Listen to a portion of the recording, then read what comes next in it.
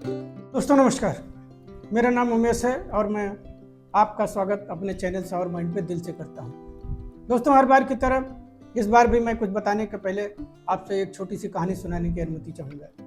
दोस्तों कहानी कुछ इस प्रकार है कि एक शहर का जो सबसे बड़ा सेठ था, एक दिन उसके दिमाग में आया कि चलो हमारे पास परमात्मा ने इतना सारा धन दौलत दिया है तो मैं कुछ मंदिर को दान कर देता हूँ। तो उसने करीब 2 किलो सोना और 3-4 किलो चांदी के जेवर एक झोले में भरे और ले करके शहर के बाहर जो मंदिर था वहाँ लेके पहुँच गया। अब वो उस शहर का सबसे बड़ा आदमी था, लोग उसको पहचानते भी थे और उसको थोड़ा रौब भी दिखाना था। तो रौब दिखाने के चक्कर में वो जब मंदिर में पहुँचा तो पूरी जनता के सामने उसने झोला जोर से पटका, और जब उसने झोला जोर से पटका तो उसमें से कुछ आवाज़ आई। अब जब आवाज़ आई तो जो मंदिर का जो पुजारी था उसने देखा कि कोई आदमी जो है झोला जोर से पटका। वो समझ तो गया ही था कि जो है ये यहाँ का सेठ है और ये लोगों को दिखाना चाह रहा है कि मैं कुछ ले करके आया हूँ दान करने। तो उसने उसको जो है डांटने के भाव से उसने कहा कि ये झोला तुम धीरे से नहीं रख सकते थे। अब सेठ उसको थोड़ा सा अटपटा लगा, क्योंकि वो उसको इस तरह से सुनने की आदत नहीं थी, कोई उससे इस तरह की तो बात कभी करता नहीं था।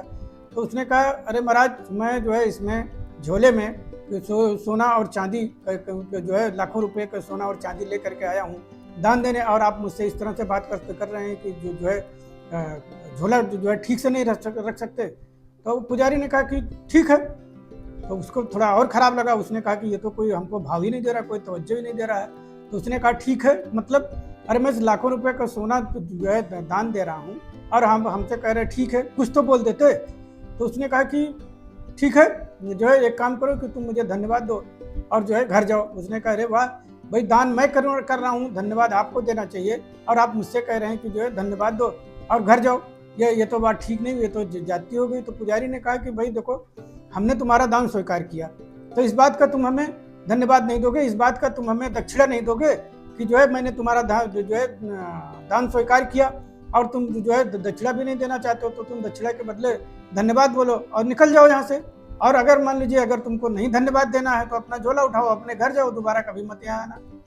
दोस्तों दान के बारे में जब मैंने और जब रिसर्च किया तो मुझे और कई चीज़ें पता लगी। जो है दान कई प्रकार के होते हैं, जैसे आलय दान जो हम लोग मंदिर में दान करते हैं, विप्रदान जो हम पंडित जी लोगों को, जो ब्राह्मण लोगों को दान करते हैं, गौदान जब हम गाय को जो है दान करते हैं तो उसको गौदान कहते हैं, कन्यादान जो आपने देखा होगा कि जब वर पक्ष को वधु पक्ष वाले अपनी बेटी का हाथ सौंप देते हैं तो उसे कन्यादान कहते हैं, भूमि दान इसी तरह से जब हम जमीन जायदाद दान देते हैं तो उसको जो है भूमि दान कहते हैं, अन्नदान, वस्त्रदान, विद्यादान, रक्तदान, अर्धदान, ये बहुत सारी चीज़ें दान के जो है रूप हैं।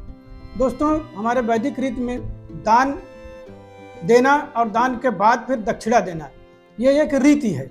इसमें से जो है कभी भी जब आप जो है दान दिया जाता है तो दान देने के बाद दक्षिणा दिया जाता है।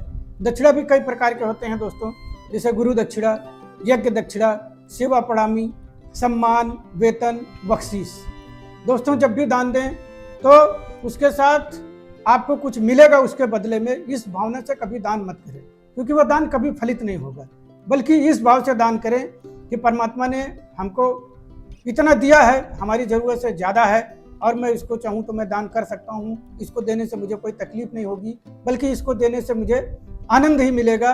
और इस भावना के साथ आप जब दान करेंगे और दान के बदले जब आदमी आपका दान स्वीकार कर ले तो उसके बाद आप उसको चाहे मन में ही चाहे उसको बोलिए, लेकिन उसको धन्यवाद बोलिए, हे प्रभु आपने मेरा दान स्वीकार किया, इसके लिए आपको बहुत बहुत धन्यवाद। या अगर उसके बाद भी अगर कुछ आप और जिसे आपने पहले बड़ी राशि कोई दान की तो उसके बदले थोड़ा सा और धन्यवाद के स्वरूप थोड़ा सा और जब आप पैसा देते हैं, यानी दक्षिणा स्वरूप जब आप कुछ देते हैं, तभी आपका दान जो है पूरा होता है, अदरवाइज आपका दान अधूरा होता है। दोस्तों मेरी ये कहानी कैसी लगी, ये दान के बारे में और दक्षिणा के बारे में आपको कैसा लगा, कमेंट करके ज़रूर बताइएगा।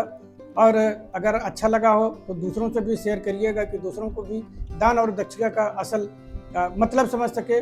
और दोस्तों अगर आप मेरे चैनल पर पहली बार आए हैं तो चैनल को सब्सक्राइब कर लीजिएगा। मेरा चैनल अभी छोटा है, अभी नया है और मैं दिनों दिन इसमें थोड़ा थोड़ा इम्प्रूवमेंट ला रहा हूँ, लेकिन आप एक छोटे से सब्सक्राइब से, एक छोटे से लाइक से थोड़ा मनोबल बढ़ेगा और अच्छा काम करने का एक प्रेरणा मिलेगी। तो दोस्तों, अब मेरा फिर से एक बार निवेदन है कि सब्सक्राइब जरूर कर लीजिएगा अगर आप नए हैं।